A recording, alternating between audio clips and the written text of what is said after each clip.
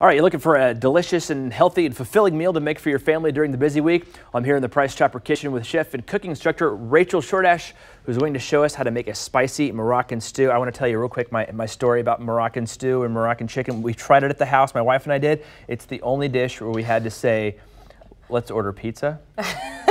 So I am really looking forward to finding out what I did wrong and how to improve my Moroccan chicken stew here. So hopefully I can help you out. I'm looking forward to it. We have a lot of spices here. We do. How should we buy our spices for this dish, first off? Well, you know, whenever you buy spices, one thing to remember is that spices, like any other produce, are seasonal. They are ripe once or maybe twice a year. So if you've got something languishing in the cabinet from, 5 Thanksgivings ago, it's probably not going to taste the best. It's not going to be as fresh. So that spice rack we got for our wedding 12 years ago, the basil that's still in there? The spices that came in there, probably not going to taste like much of anything. Okay, gotcha. And if you go someplace and they are storing their spices near a window or near light, light is the enemy of flavor. Okay. So you want to go someplace where they are selling them, where they're stored away from direct light. Okay. And also, one thing is, we've got a lot of spices here, and some you may use all the time, you may not use as much. So if you go someplace where they sell them in bulk, like I bought these at the Moroccan Lawrence, but there's also Middle Eastern stores or places with bulk, and you can just buy 2 teaspoons. Decide if you like it and come back later and get some more. Try it and then buy it. Try it and then buy it. So then you're not stuck with a giant amount of something that you're not going to use very much. All right, well, let's get started here. So we've got to start with some olive oil, it looks like. I've got some good olive oil. It's really going to show up. This is a vegetable-based dish, so you want to make sure you use the good stuff. Okay. I have some onions diced up here. Are you an onion fan? I do like the onions. It's good. I feel like if everybody eats onions, then it's fine. We all have onion Everybody breath, has bad breath, right? so it doesn't matter. Onions and garlic here, right? Onions and garlic. I always put the onions in first because garlic will burn. It burns quick, yes.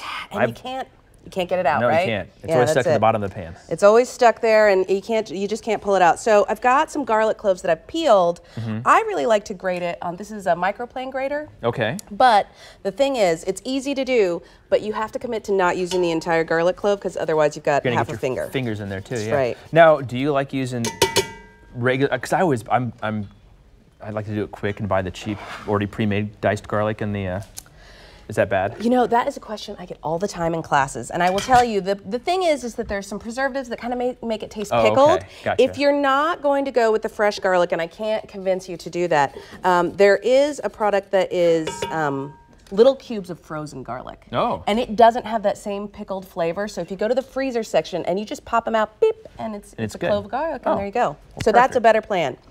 So, all right, we have a lot of prepped veggies here. A lot of prepped veggies. What are some of the best ways? And that seems to take the longest to get ready, is to prep your veggies. Yeah, How do we take some of the stress out of doing that? One thing that you can do is you can make sure that you have really good tools. Make sure that you have a sharp knife, which is much less, gotta have a sharp knife. much less dangerous than a dull knife that'll slip off. A good peeler. I love these ones that look like a Y. Okay. You can stick your finger in here, and then if you have a weird shaped vegetable like this, then you can get around it with no problem. You can get around it. I think most people usually get the one that's just the single one. Right. You go like this, and then you get frustrated when you get in all these nooks and crannies. Right.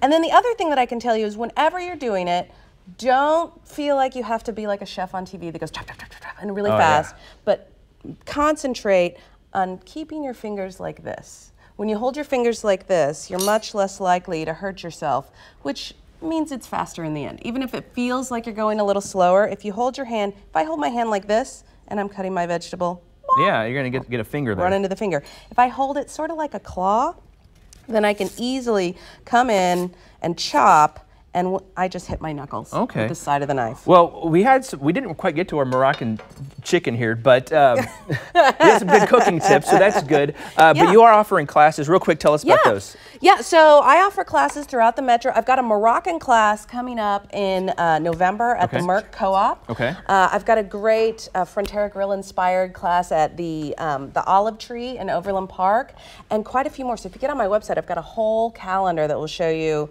tons and tons of classes, and we can fix up your And do you have the finished product over here at least? I do. So this is what it's going to look like. What it will look like. We put it together, bubbling away. It's fast. You can do it on a weeknight. And this is actually, surprisingly, one of the most popular recipes on my website. Well, it does smell very good. That's right. Excellent. That's right. Rachel, thank you very much. We Thank sure you. appreciate it. Belinda, over to you.